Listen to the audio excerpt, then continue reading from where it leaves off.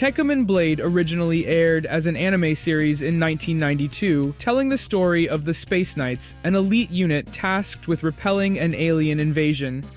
Their greatest hope lies in Takaya Aiba, a young man capable of transforming into an overpowered warrior.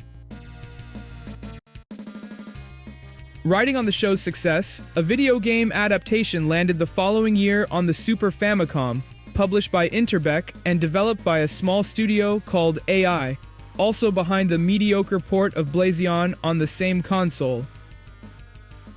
Without turning everything into a matter of budget, a shooter priced under $50 on Super Famicom in 2025 naturally raises questions about its quality. So, how does it hold up?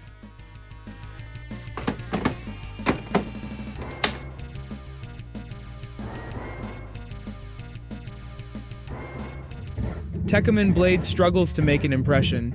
Titles like Axelay, Super Aleste, or even Super EDF had already been out for months by 1993. You'd expect something a bit more impressive. The backgrounds swing between crude and empty. Enemy designs feel lazy and uninspired, which is a sharp contrast to the main character, who actually looks pretty cool.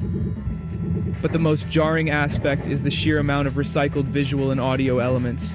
Honestly, the whole game screams reused assets. Enemy recycling, barely half a dozen enemy types throughout the game. Stage recycling, some levels are literally repeated.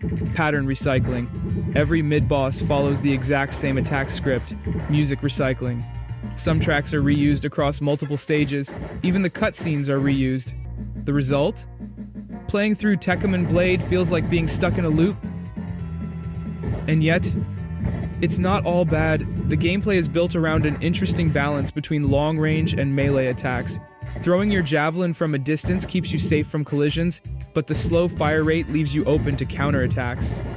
On the flip side, slashing up close with your sword is faster and more powerful, but you lose health on every hit since there's no invincibility window after taking damage. On top of that, there are 3 item types to shake things up.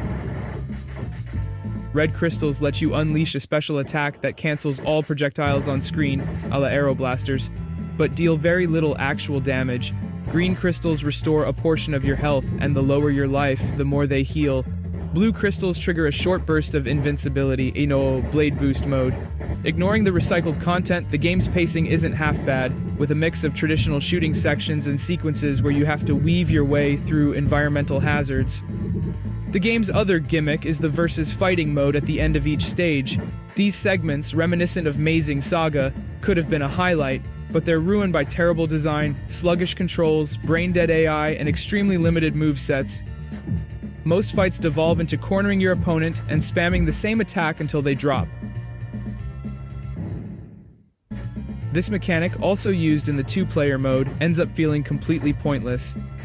As for structure, the game consists of 7 stages, ending with a final boss fight that's supposed to feel epic. Interbeck tried to tie it back to the anime by adding a few lines of dialogue before each boss battle, but any sense of faithfulness to the original show is paper thin. The game is also over pretty quickly, not because it's particularly easy, but because infinite continues let you blast through the whole thing in one go without much resistance. No need to drag it out. TEKKAMAN Blade is a mediocre game. It might have appealed to die-hard fans of the anime back in the day, but today it's just another curiosity collecting dust on a shelf, something only a die-hard collector might proudly display.